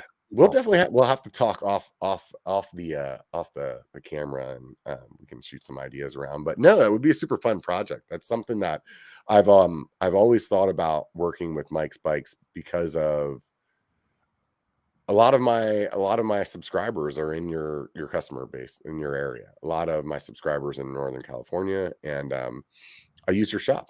So I think it would be really easy to go and to like do some demos or to get some of that like out on the trail kind of content. And that wouldn't necessarily be something that I would need to edit, but or that I would need an editor for. But I mean, we would have to put a clause in that said, that this is the best bike shop I've ever been to, and oh my God, the bike is perfect. It's just so amazing. Other brands that are not here that are just rotten. This this is the one, right?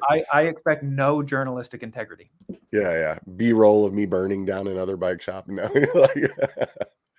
no, but I think that you guys have a really, I think that you guys have a really unique position to make some good content, and I'm interested to see what you guys come up with. There's a lot to learn on how to be successful on YouTube, and unfortunately, like, I don't think anybody actually knows how to do it. Like all the people that like their whole channel is about like how to be successful on YouTube. Like if you watch one of them, they're not the same as the other one, So, well, on that exact point, for the life of me now, I can't remember the name of it. There was a startup YouTube channel that Phil Gaiman, I know you're not a roadie, but Phil Gaiman and Razan Bahati and a few other folks were hosts on, and they came out swinging. This must have been 2 years ago now, Mm-hmm. where they had all these video ideas and they were going to do all these things, and that thing crashed and burned in, I don't know, 3 months, where Yeah. they just realized that like they were trying to do all this content and they were producing all this stuff and the following just wasn't coming. Yeah. When I took over kind of our channel and what we've been doing here at Mike's, we had, in the entire time that we had YouTube, 10 years, I don't know, Mm-hmm. we had 1,400 followers, which in a lot of ways like makes that channel kind of irrelevant. Like, why would we focus on it? And we've now, man, it's so hard. My goal for this year was to crack 5,000, and we're not going to do it. I think we're 1,000 off, Yeah. but like gaining, whatever that is, we've still grown almost, 200%. That has been so hard. Yeah. Like we've got videos that, organically have gotten 20, 30, 40,000 views, which feels like such an achievement for us, Yeah. because it's just, it's bike content. Yeah. But it's so hard. I would love to, I look at Worldwide Cyclery and I look at, Bike Radar, whatever. I look at all these other things that they've got, such a giant following, and I'm so envious of that. But at the end of the day, like I look at the content that some of those people are making and I'm like, we can do this. Like, there's no reason that we can't do that. Like, it is about telling a good story and articulating it and being entertaining. And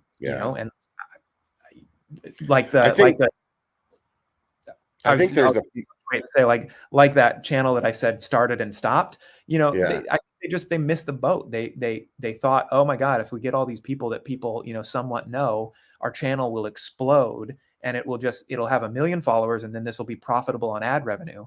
And instead it was just like, hey, you got to build a connection. Hey, how about that?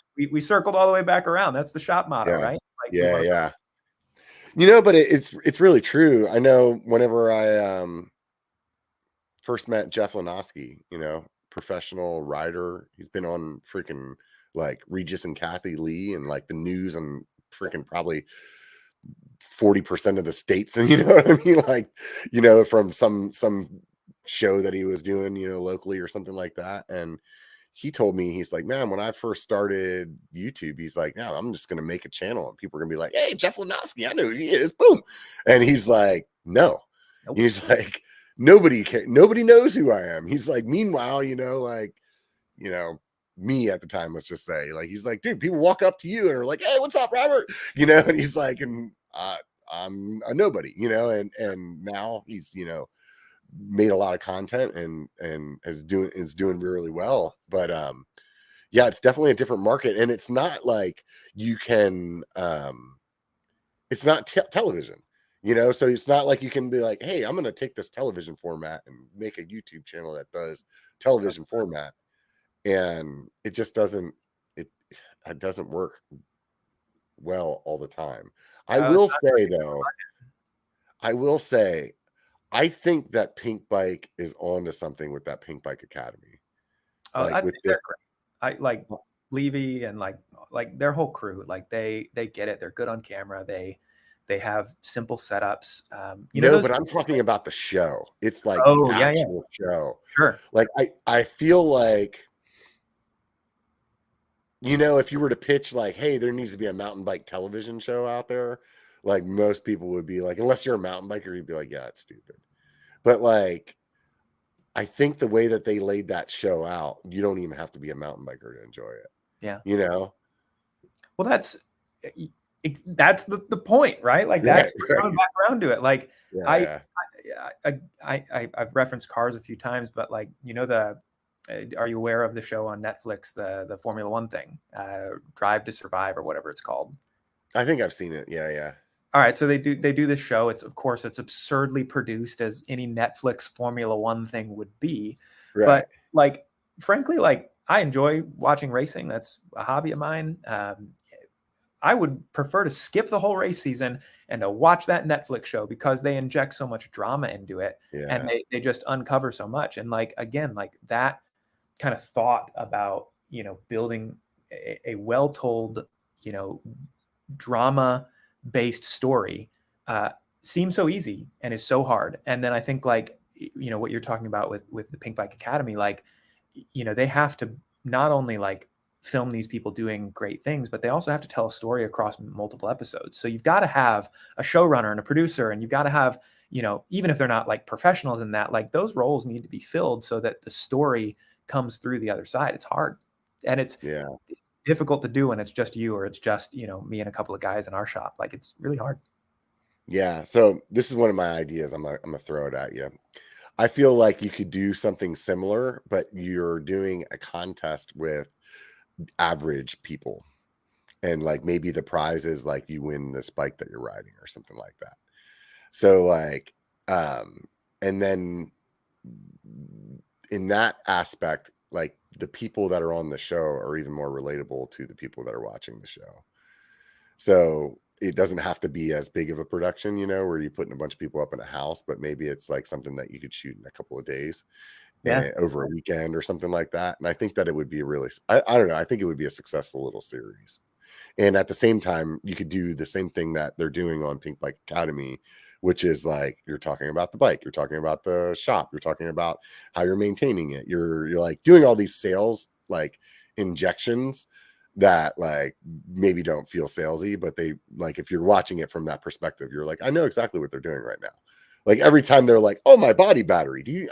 I don't know how much of that is like, hey, they actually had this conversation on their own, or it's like, hey guys, we need you to talk about the battery body right now. And you know what I'm saying? And it's like, okay, yeah, get a little shot of that. And there you go. It's in there now. And now people are starting to like, hey, I've heard this 15 times. I feel like I am a long-time Garmin user. I have all the Garmin products, and I never looked at the body battery before. Watch that show. Now I'm like, what's my body battery at today? So, I mean, it works, right? So if you're a person that, didn't have that, or like that, like there's little, like, I don't know how you would like micro sales or something like that. You know what I mean? Like they work. They really do. So I love, I think the big thing is that you've just got to get the right personalities. Like, I feel like, I was going to tell a story earlier. Our social media coordinator is a woman from up in the Sacramento area named Libby Painter. And she's a major mountain biker.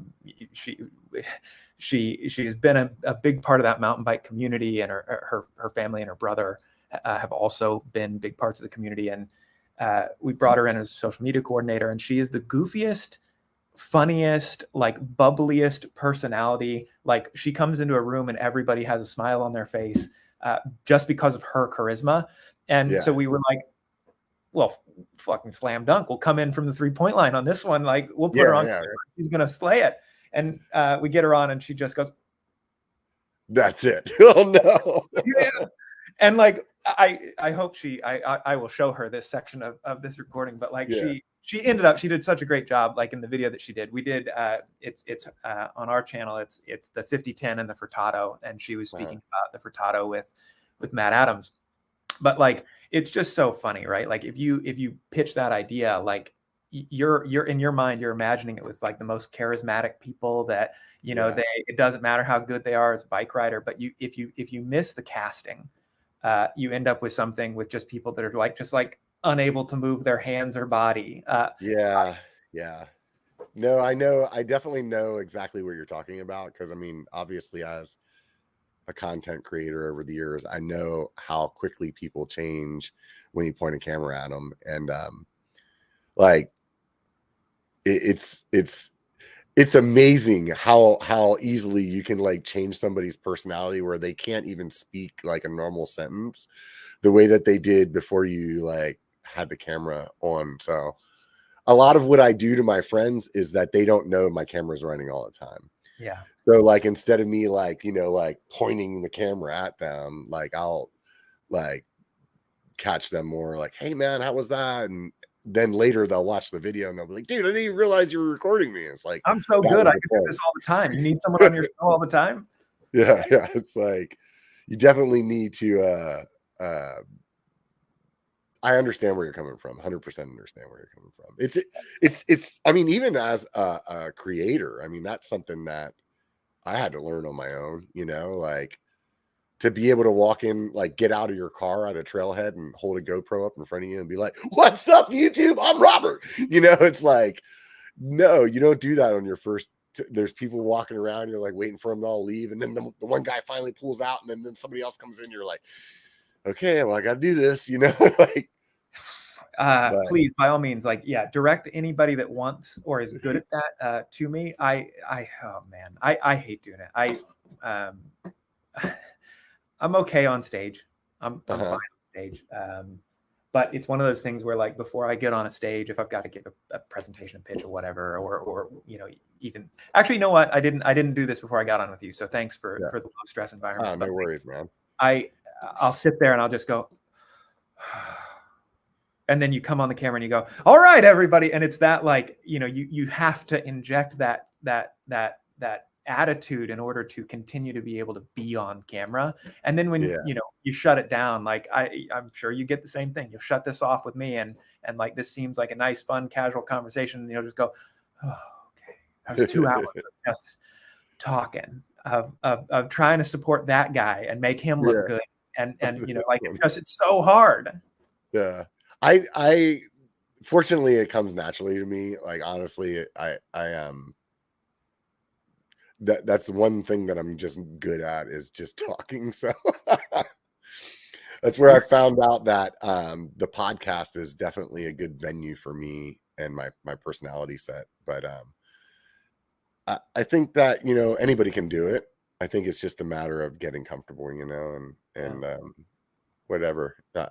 Like I said, the stuff that I saw on your channel, like that you guys were putting out, like, it seemed like you're pretty comfortable to me. So you're faking it well. Yeah, it is coming along. It's tough too. Like, YouTube is its own animal, right? My social media background, like, I was around when Instagram started. I was, at the time, like, again, back to my Specialized days, I was at Specialized. I started the I am Specialized handle at Specialized, and I grew up with that. So, like, posting a picture makes a lot of sense. You ask me to do TikTok right now? No way. I'm too old. Like, I can't figure it out. I'm not comfortable doing it. I'm not comfortable, like, with the edit style and all that. And I just, for the love of God, please find some young people who know how to do this, so I don't have to be the 35-year-old managing the TikTok of a brand. Like, we are not growing that thing at all. I don't know how you do. Why don't you have ambassadors that are, like, already TikTokers or Instagrammers or something like that, making content for you in, like, a kind of sponsored kind of way, you know what I mean, where it's like you can give a discount to somebody and they make, X amount of reels for you a year or something like that. And I would imagine that would be probably lucrative for both of you. I've ran plenty of influencer programs. As a matter of fact, before I came on at Mike's, I was working at an agency called B1KER, which is based out of New York City, and it's an influencer agency exclusively. Man, oh man, discounts don't work. No, okay. If somebody's good, they're worth money. I think that's another thing too. Like, I've tried to, in this role and in what we're doing and things that are on video and things that are in our social media, like, I'm trying hard to make sure that we are setting guidelines to pay people. Like, like, it's so, I feel like it's so common that it's like, oh, come get on come do this thing for me and spend your entire day and do the stuff, and, like, don't be compensated. So, in a lot of places, we're trying to pay models as much as we can. We're trying to, if you're an influencer, like, I'm not just giving you a pair of gloves and kicking you out the door. Like, it's hard. We even struggle with that with some of our employees. We've got, we want to have more personalities than just myself and Matt on camera. But I don't cost any money, if I want to go get another host, that's a, bunch out of my budget. You have to compensate them. It's more work. It's hard. ambassadors and influencers are tough. Plus, everybody thinks that they deserve a $10,000 bike for one TikTok. Yeah. I understand where you're coming from. I think there's a way to model it that could possibly work. So who knows? Well, check it out, man. It's been like almost 2 hours at this point. Did it feel like it went fast, or were you like struggling the whole time? I actually swapped out my twin halfway through, so I didn't have to do the whole thing. Didn't you have to do the whole thing? Right on, man. No, dude, man. I really appreciate you. I really appreciate you taking the time to sit down and chat with me. And there's still a bunch of stuff that I don't feel like we got to talk about, but it was a fun conversation. Yeah, man. Definitely had a good time. Thanks for I always having like me. to ask. Oh, go ahead. I was just going to say, yeah, I genuinely appreciate it. Thanks for having me. And we don't get an opportunity. I don't feel like we get an opportunity often to talk about, the behind the scenes things, the structure of kind of what makes our business different. It just like, I think most people just think, hey, you're a bike shop, or you're approaching it like, hey, you're going to be a bike shop with a lot of locations.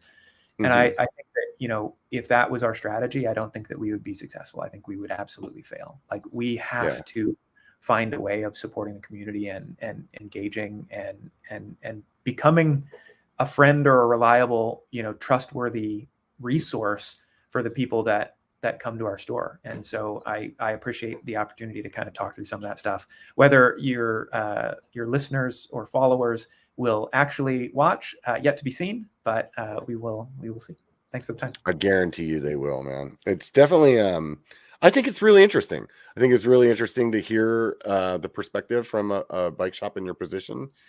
And it's interesting to hear like what your kind of like company motto and goals were that grew you to where you are, to the point of, now being purchased, and where you're looking at moving forward and like keeping that that same vibe. I think that it's really cool to see a behind the scenes kind of perspective of that kind of thing, and to hear kind of like a ground floor idea of where you guys are at right now on your social media side and where you want to head. I don't know. I'm always interested in like the inner workings of things, and I think that's why I enjoy doing this podcast so much. Is that you talk to these businesses or these people, and you get to hear that like behind the scenes thing, and I think at least that's what's interesting to me. That's why I keep doing it, and that's why I would assume that the podcast continues to grow, is that it's interesting to other people too. So I always like to ask people, you answered some of them earlier, what YouTube channels they like to watch, whether it has to do with biking or not. Totally. Is there anything that comes to mind right off that you didn't mention already that you like to watch on YouTube? I can recap them. The dudes at Donut Media are great. I think, they do like such a great job of aligning, consumer advice back to entertainment. Local, bounces between LA and up here in the Bay Area for us. There's a guy named Jason Camisa, used to be a Motor Trend rider, and now is one of the lead hosts on the Haggerty channel. Haggerty, I don't know what they do. They do auto insurance. They've got a website. They do stuff. I don't know how they have the budget for what they're doing. But Jason has been doing this wonderful series on YouTube called Icons. I don't know. It's better produced than Top Gear back in the heyday of the Clarkson era. They do such a good job, and I think that like that stuff is great. What else? I'm trying to think. Is there anything from the bike world? I pitched my buddy Jeff earlier from NorCal Cycling. Jeff races on our team. Does a good job of I think giving biker wearing roadies like me good advice on tactics and products and equipment and all that type of stuff. I really appreciate the Pink Bike guys. I think they do a good job. All the field test stuff, like whenever I'm trying to learn about a bike that I haven't seen before, like I definitely go to them first. Right on. So sweet, dude. I was definitely a lot of content out there to watch. So those of you guys that haven't swung by the Mike's Bikes YouTube channel, definitely go check it out. There's some 1,000 of you. I need to hit that 5,000 mark. I need 1,000 of you to go there, please. Yeah, if you guys can make him hit 5,000 before the end of the year, man, you're like helping me out in a way you don't even know. Like, anyways, yeah, no, definitely go check it out. If you guys haven't subscribed to this channel yet, do that as well. Thumbs up if you enjoyed this. The subscribe button, it's really fun to push. Just those of you like pushing buttons, hit the subscribe button. If you are a podcast listener and you haven't written a review, do me a favor, swing over to Apple Podcast and write a 5-star review. It really helps the algorithm, the secret algorithm, work its magic. And honestly, if for no other reason than this, it just really makes me happy when I read them. So do a guy a favor and write me a review. That would be rad.